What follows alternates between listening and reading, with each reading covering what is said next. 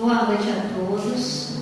É com muita satisfação, muita alegria que estamos aqui mais uma vez, nessa segunda-feira, para a nossa tarefa da noite de hoje. E, como sempre, é lido uma página de início e que a nossa companheira Yasmin irá ler. E, em seguida, a nossa companheira querida Dora irá fazer a palestra da noite de hoje. Que fazemos no mesmo? Que farei então de Jesus chamado Cristo? Pilatos, Mateus, capítulo 27, versículo 22. Nos círculos do cristianismo, a pergunta de Pilatos reveste de singular importância. Que fazem os homens no mestre divino no campo das lições diárias? Os ociosos tentam convertê-lo em oráculo que lhe satisfaça as aspirações de menor esforço. Os vaidosos procuram transformá-lo em galeria de exibição, através da qual façam um mostruário permanente de personalismo inferior. Os insensatos chamam indevitamente a aprovação dos desvares a que se entregam, à distância do trabalho digno. Grandes celeiros seguem aos passos, qual a multidão que o acompanhava no monte, apenas interessado na multiplicação de pães para o estômago.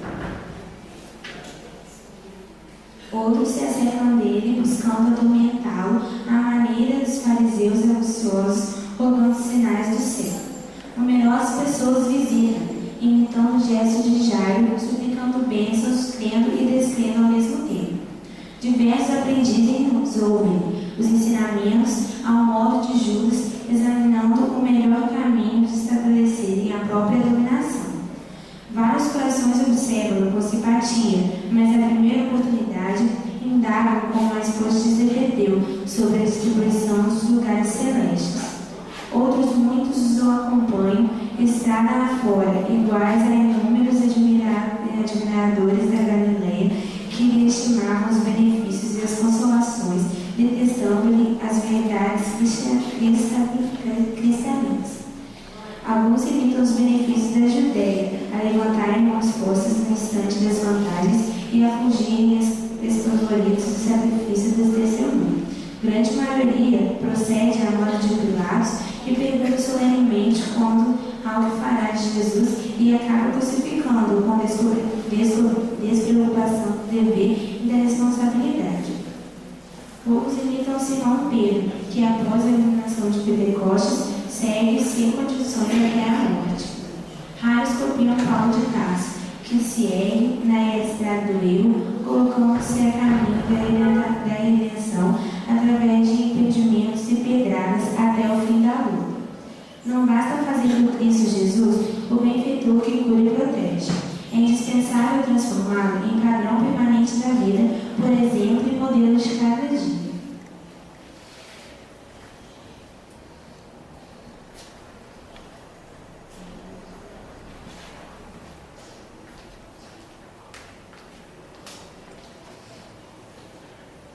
Então, vamos à nossa prece, vamos elevar os nossos pensamentos a Deus, nosso Pai Criador, a Jesus, nosso Mestre maior, que temos como modelo e guia, e como a página que foi lida agora pela nossa companheira Yasmin, que possamos seguir o Mestre e termos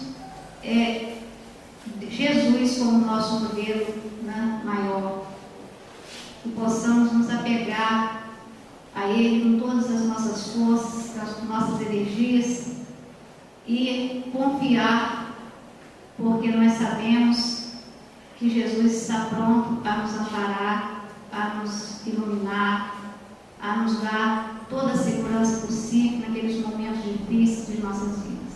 Então nós vamos elevar os nossos pensamentos a Deus, nosso Pai Criador, em oração e pedindo a espiritualidade maior que possa nos assistir, nos dando todo o fortalecimento necessário para que a nossa palestra se transforme num clima de paz, de aproveitamento, que possamos, Senhor Jesus, sairmos daqui iluminados, esclarecidos através da mensagem da nossa companheira Dora, que possamos, Jesus, termos em mente essa doutrina que nos esclarece, nos fortalece a cada dia, e que possamos seguir confiantes, sem nos vacilarmos nas nossas decisões, que buscamos a cada dia através da doutrina espírita. Obrigada, Jesus, por tudo que tem nos concedido, que as tuas bênçãos possam nos iluminar, nos fortalecer a cada dia, e que todos nós que entramos a essa casa, a essa porta, que possamos sairmos daqui fortalecidos e amparados e apaziguados nas nossas dores, nas nossas aflições. Que a espiritualidade maior possa estar presente na nossa reunião, nos fortalecendo e nos dando a segurança que todos nós necessitamos. Enfim, Jesus, fique conosco, nos amparando, nos fortalecendo, agora e sempre. Com essa prece, nós vamos iniciar a nossa reunião da noite de hoje, passando a nossa reunião à nossa querida Dora. Que assim seja, graças a Deus.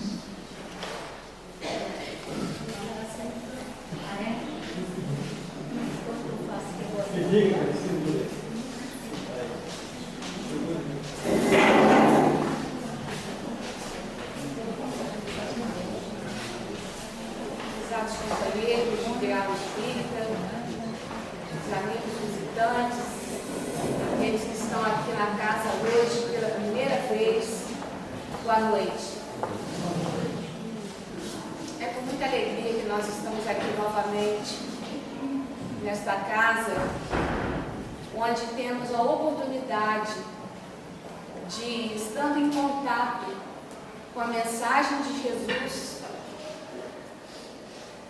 na luz da terceira revelação,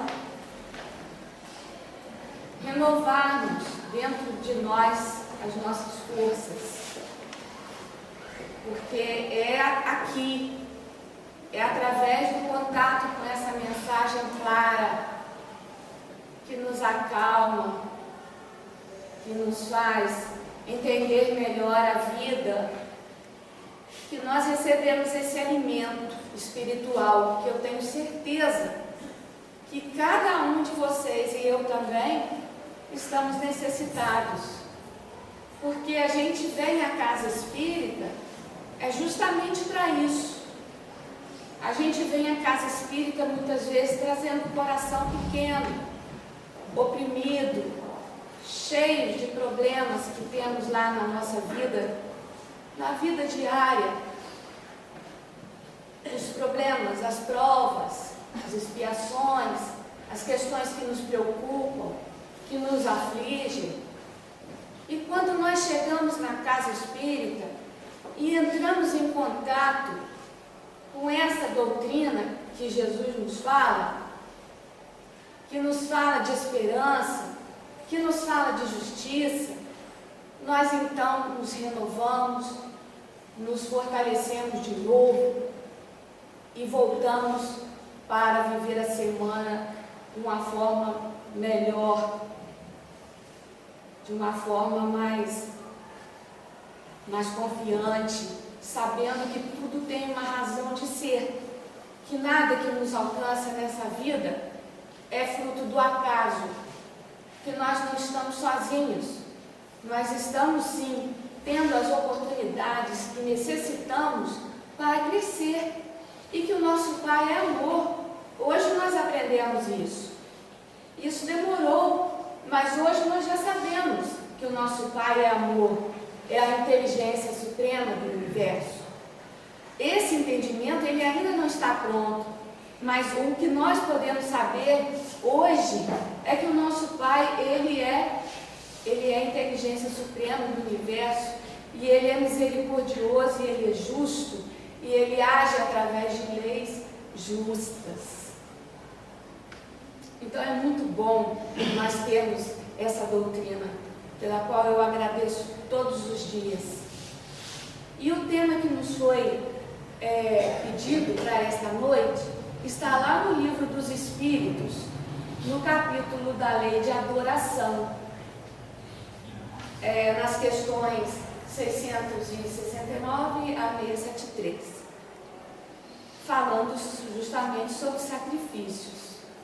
Adoração o homem sempre adorou a Deus, porque esse sentimento da certeza da existência de algo maior, ele está conosco desde do início dos tempos, desde as mais antigas eras, desde que o homem ainda estava no tempo do instinto.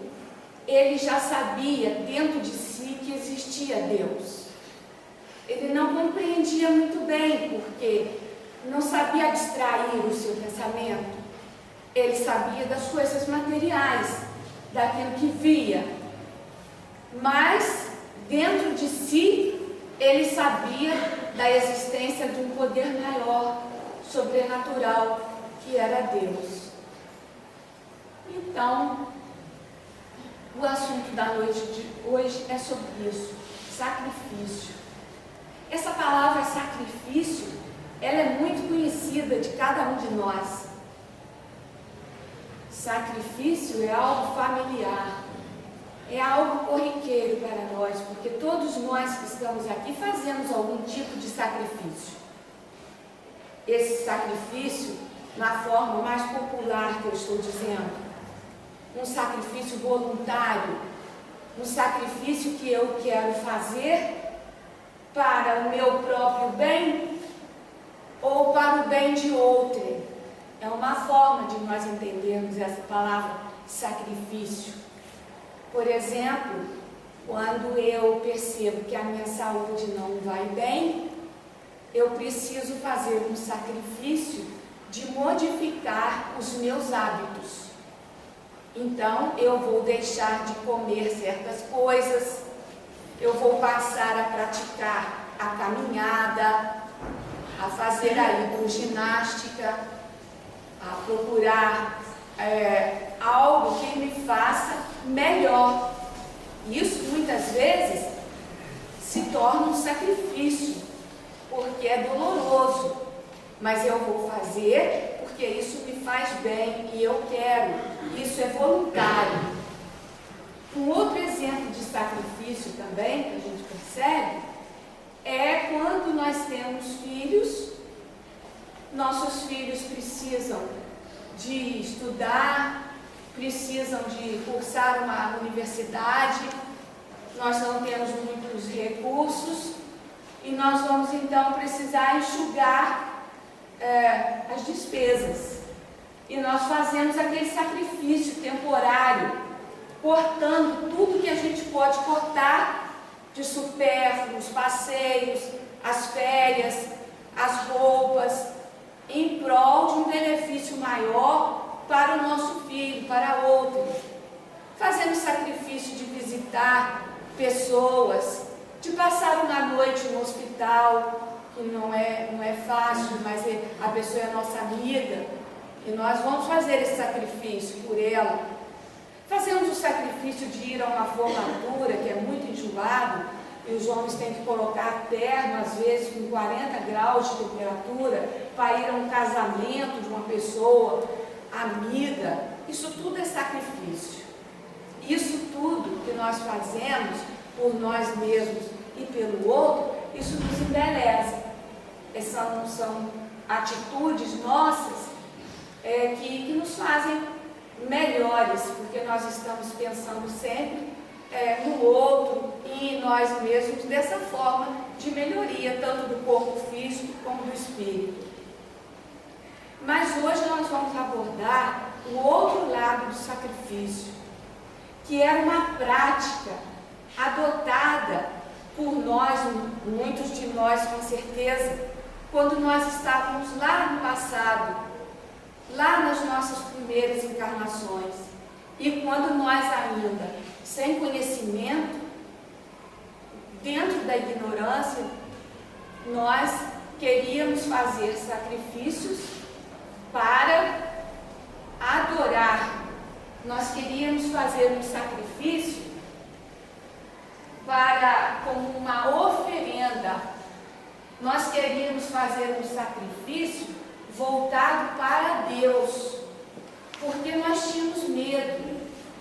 Nós víamos Deus nas tempestades, nos ventos, nos trovões, naqueles raios que caíam, e nós não sabíamos o que íamos fazer diante daquilo.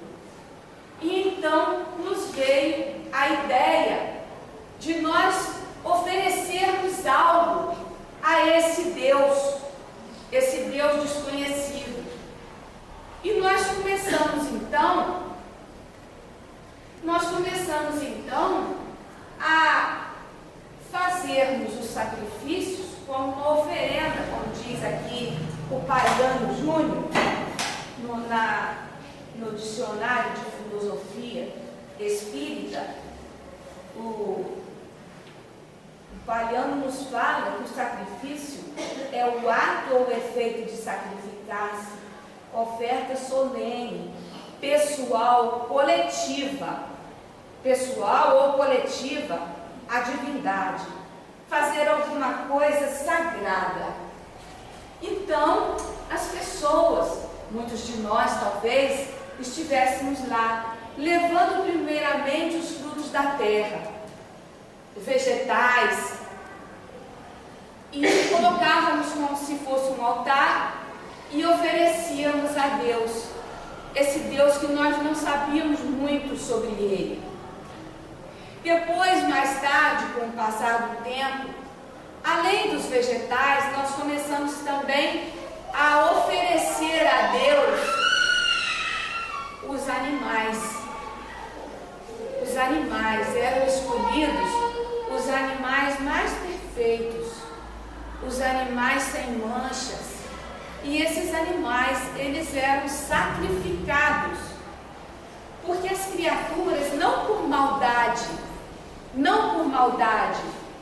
mas por ignorância, por desconhecimento, elas ofereciam aquele animal como se fosse uma troca, uma barganha, uma maneira de agradar.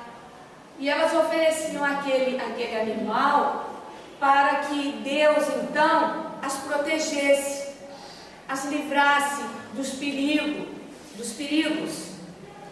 E eram sacrificados então, eram oferecidos os gêneros, os vegetais, os animais, e depois até seres humanos, crianças, virgens, os estrangeiros, os inimigos, eles eram levados para sacrifícios para oferecerem a Deus.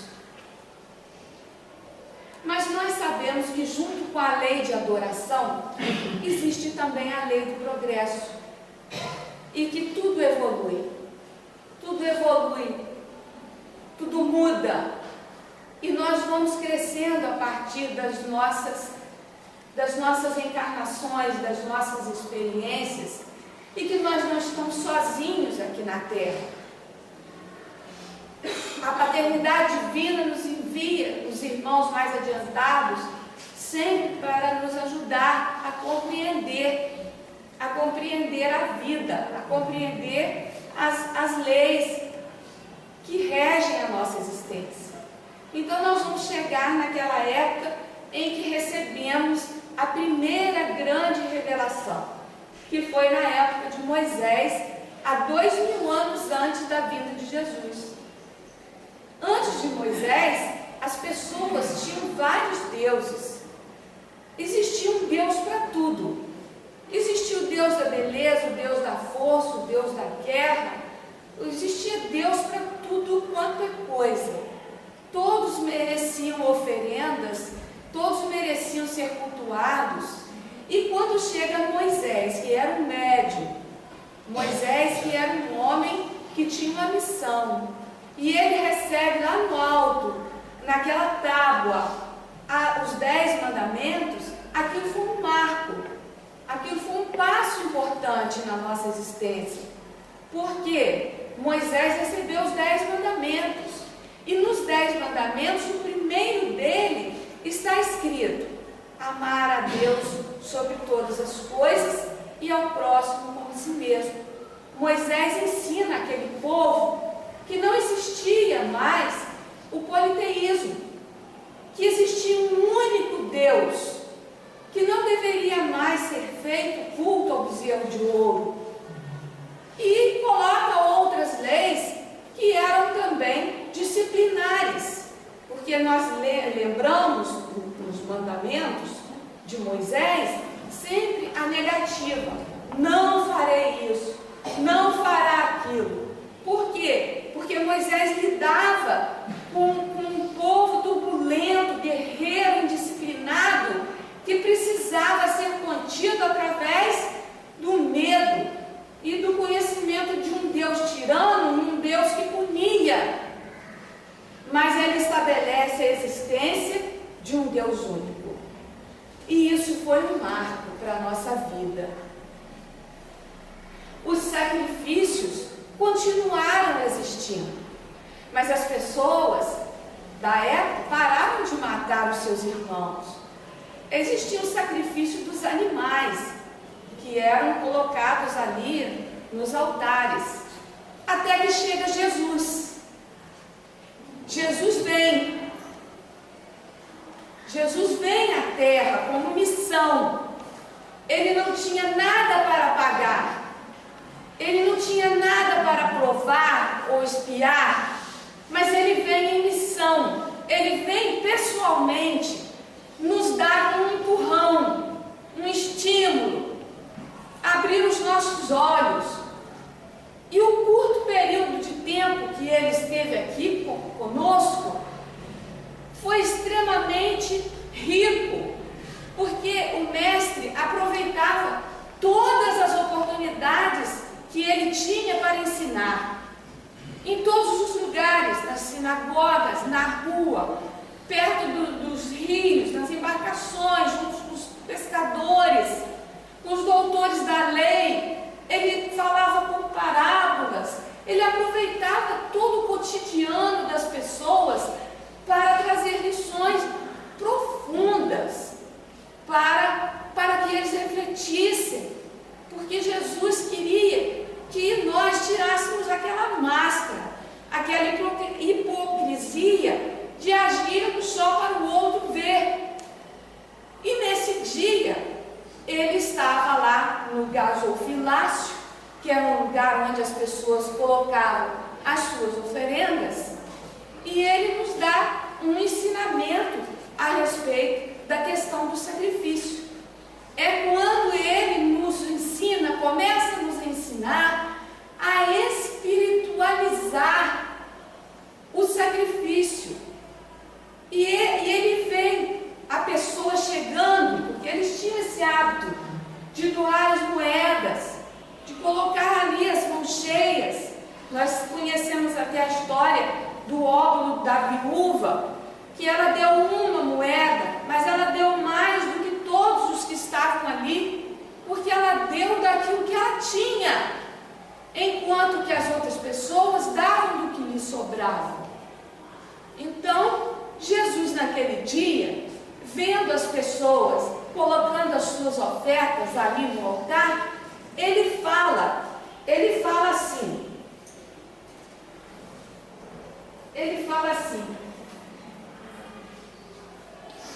que está aqui no Evangelho segundo o Espiritismo, no capítulo 10. Portanto, se estáis para apresentar a vossa oferta ao altar,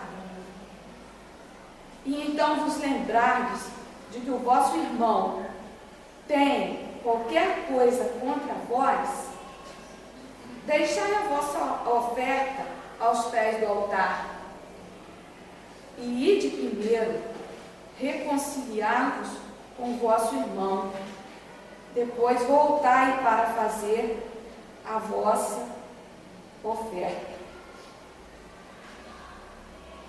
Então, ele quis dizer com isso que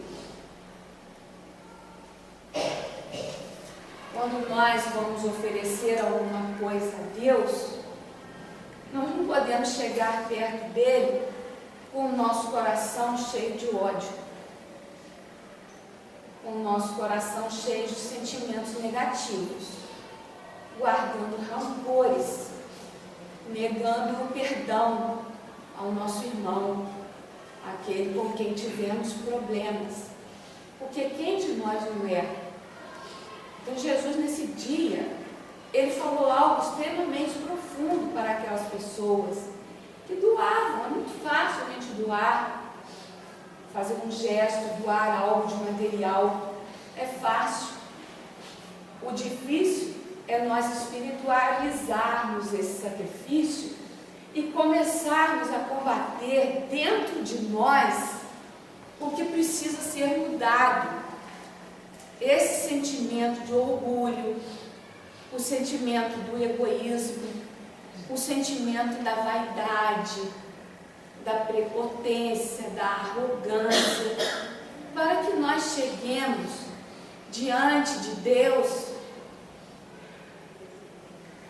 com um coração mais leve, com a nossa consciência mais tranquila. Então ele tocou as pessoas quando ele falou sobre isso, sobre o perdão, porque isso é difícil. Isso é difícil. Você perdoar aquele que te fez algo doloroso, que traiu a sua confiança, que te machucou. Isso é difícil, o verdadeiro perdão. Esse perdão que consiste em nós não desejarmos o mal para o outro, para ninguém, e que se depender de nós alguma coisa para aquele que nos prejudicou, que nós possamos fazer. Então, Jesus ensinou diversas coisas e ele incomodava aqueles que eram os poderosos da época, os seus conceitos, as suas palavras, a sua forma de falar, aquilo que era verdade, mas que doía lá dentro. Ele incomodava os poderosos da época, dentro da sua simplicidade. E eles arrumaram uma maneira de que Jesus precisava ser crucificado. E ele não resiste. Ele não resiste e ele vai ao Gólgota. E ele passa pelo episódio da cruz. Muitos irmãos acreditam que Jesus foi crucificado para nos livrar dos nossos próprios pecados, das nossas faltas. Mas não é bem assim.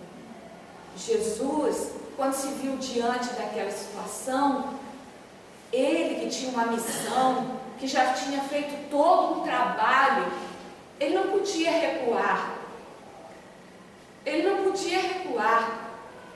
Ele não podia se contradizer. E ele aceitou a crucificação.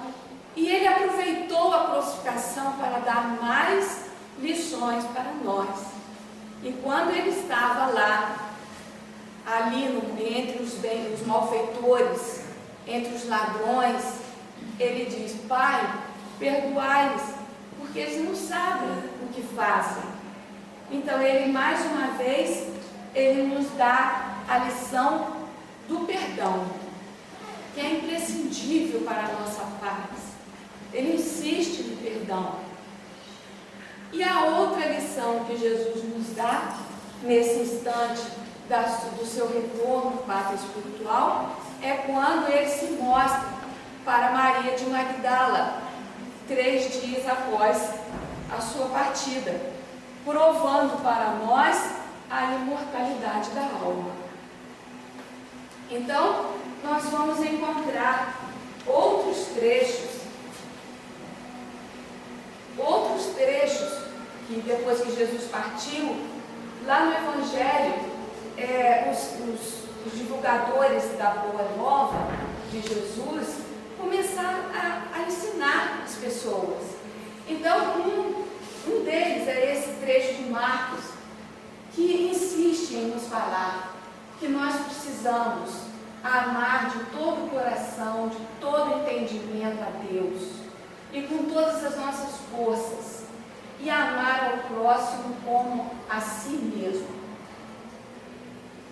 Porque isso é mais importante do que todos os sacrifícios e ofertas. Amar. O amor, se nós pudéssemos escolher uma palavra para resumir todos os profetas, toda a lei, todos os profetas, essa palavra seria amor. Porque o amor, ele resume toda a doutrina de Jesus. E dentro da doutrina espírita, nós reconhecemos o verdadeiro espírita por muito amar, por pelos esforços que faz para domar as suas más inclinações e o que mais, gente? Também é bom. É isso mesmo, reconhece o verdadeiro espírito através da sua transformação moral. Então é amar a Deus de todo o coração, com toda a nossa força. Mas como nós podemos amar a Deus se nós não amamos o nosso irmão? Não é? Como nós podemos amar a Deus se nós estamos lá no nosso trabalho e chega aquela pessoa que está doente, aquela pessoa que não tem conhecimento, ela está necessitada e nós a tratamos mal? Como nós podemos amar a Deus se nós negamos ao outro um pouco de atenção? Como nós podemos amar a Deus se nós fechamos o nosso coração para a dor alheia? É preciso ver no nosso semelhante o nosso irmão, porque nós todos somos filhos do mesmo Pai. E Jesus, Ele está conosco. Até hoje é nosso irmão maior e nós formamos uma família. E Ele cuida de nós e nos conduzirá ao aprisco do Pai, porque Ele mesmo disse que nenhuma das ovelhas que o Pai lhe confiou se perderá. Então, às vezes, hoje a pessoa é difícil, a pessoa está envolvida no crime, a pessoa está envolvida em coisas equivocadas, mas muitas vezes basta que ela ganhe um livro, para que ela se transforme. Basta uma oportunidade. Estamos livres para agir, livres, hoje, no presente. Eu posso vir ao centro, eu posso não vir, eu posso dar um tiro na Cecília, não é? Eu posso fazer o que eu quiser, mas depois eu estou presa a essa minha ação. Eu vou precisar reparar, não é? Eu vou precisar reparar.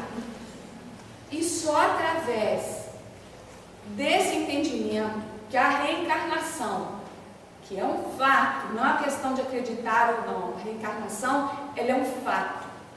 Só através da bênção da reencarnação é que nós vamos compreendendo, então, a justiça de Deus, que dá a cada um segundo as suas obras. Então, se nós erramos muito no passado, a gente volta e quita os débitos, né? E quita os débitos no seio da família. Recebemos como marido uma pessoa difícil, recebemos um filhinho complicado, temos uma sogra que a gente precisa fazer sacrifícios com ela, nós temos uma cunhada, ou temos um cunhado, ou temos uma irmã, enfim, é a família principalmente que reúne os espíritos que precisam estar juntos para que nós possamos trocar os nossos erros de outrora por acertos de agora. Então, fazer sempre o bem. E fazer o bem não depende de ter dinheiro. Todos nós podemos fazer o bem, não é? Todos nós podemos fazer o bem, porque tem gente que não precisa de nada que o dinheiro pode comprar, mas a pessoa está sozinha. A pessoa está sozinha em casa, ninguém a visita. E ela precisa então de uma visita, ela precisa de uma palavra. A Paula me contou, a minha filha Paula, que ela conheceu uma senhora muito rica lá no Rio, num salão de cabeleireira, e a mulher todos os dias ia ao salão, porque a mulher, ela era sozinha, ela não tinha, a irmã dela, A única pessoa que ela tinha era a irmã tinha morrido. Ela ficou sozinha. Então, a única coisa que preenchia o dia dessa senhora, que já era idosa, era ir para o salão. E ali no salão ela ficava conversando com uma, com outra. Passava quase o dia todo ali. E a Paula, um dia, falou com ela, olha, a senhora disse, eu detesto final de semana e feriado. Aí a Paula falou para ela, vou lhe fazer uma visita. Aí ela disse, você vai mesmo? Você vai mesmo me visitar? Assim, como se ela não acreditasse naquilo. Que uma menina jovem, de 20 e poucos anos, pudesse ir querer conversar com ela. Então, existe isso, né? Existem pessoas que choram, pessoas idosas que choram quando recebem uma visita de algum sobrinho, de alguém, de um ex-aluno, não é? Porque se sentem carentes. E isso é fazer o bem. E todos nós podemos fazer isso. Conversar um pouquinho com a pessoa, parar um pouquinho, né? Ouvir, dar atenção, sentar um pouco.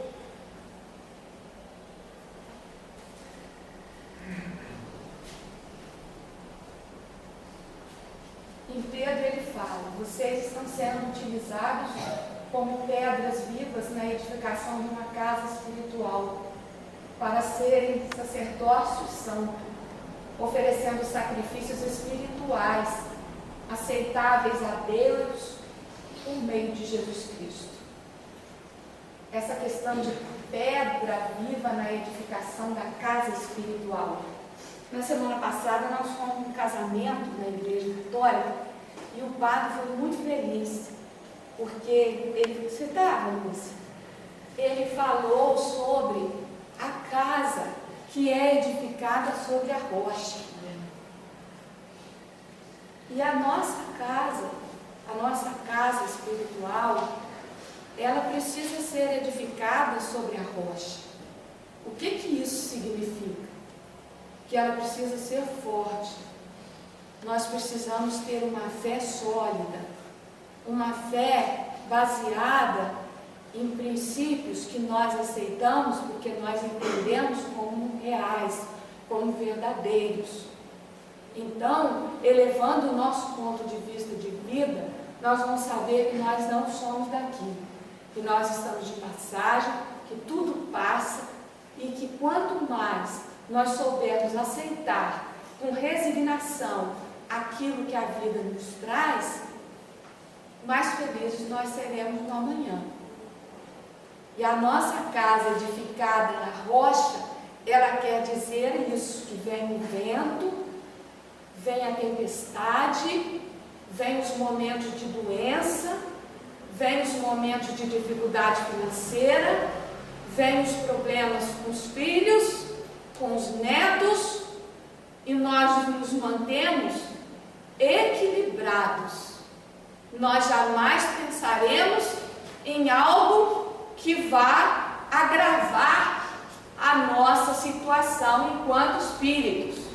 Nós jamais pensaremos, por exemplo, em botar fim à nossa existência, porque nós sabemos que nós não morremos nunca. Nós somos espíritos e não vamos morrer. Nós matamos o corpo. Um dia nós fomos visitar uma mocinha jovem, e ela estava muito desorientada, o namorado tinha terminado com ela.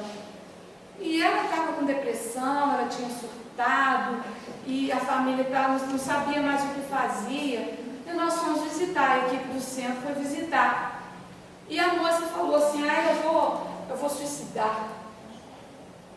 Eu falei assim, deixa eu te perguntar uma coisa, você acha que você suicidando, você vai resolver o seu problema? Você não vai não, você vai continuar viva, porque nós só matamos o corpo, mas nós vamos continuar ali, com o nosso raciocínio, com o nosso sentimento, com a nossa consciência. Então você não pensa nisso, porque a porta do suicídio não é uma porta que resolve. E a doutrina espírita, ela lança luz sobre isso. E ela faz com que jamais nós venhamos a pensar, por mais dura que esteja a nossa situação, em dar um fim na nossa vida.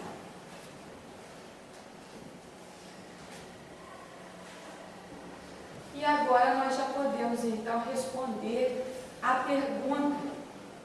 pergunta da noite de hoje. E qual é então o sacrifício mais agradável a Deus? Será que Deus agrada de flores, de penitência, como é que chama o negócio mesmo? Novena? Ou Ele quer que nós nos transformemos? O sacrifício mais agradável a Deus é a da nossa própria transformação. O sacrifício mais agradável a Deus é quando a criatura ela se volta para si mesma e ela procura se conhecer melhor e ela procura ver nela o que existe, que precisa ser retirado. Porque às vezes a gente é uma em público, né? Eu sou a Dora, ela é a Marisa, ela é a Alcione, ele é o Ricardo. Mas intimamente nós temos aquela nossa porção, né? Aquilo que ninguém vê, que só nós mesmos é que conhecemos. Tem até um trechinho que fala: cada um é tentado conforme a sua própria concupiscência. Vocês podem colocar um copo de cachaça aqui do meu lado. Esse copo de cachaça não vai me dizer nada. Pode botar uma carteira de cigarro aqui para mim. Não vai me dizer nada. Mas tem outras coisas que para mim são difíceis. E esse copo de cachaça para o meu irmão é difícil. Ele precisa ter vigilância. Ele precisa estar em oração. Ele precisa estar constantemente em equilíbrio para não sucumbir, não cair naquela sua dificuldade, naquela sua fraqueza. Que todos nós temos. Umas são mais conhecidas, outras ficam mais escondidas. Então é isso que nós precisamos fazer.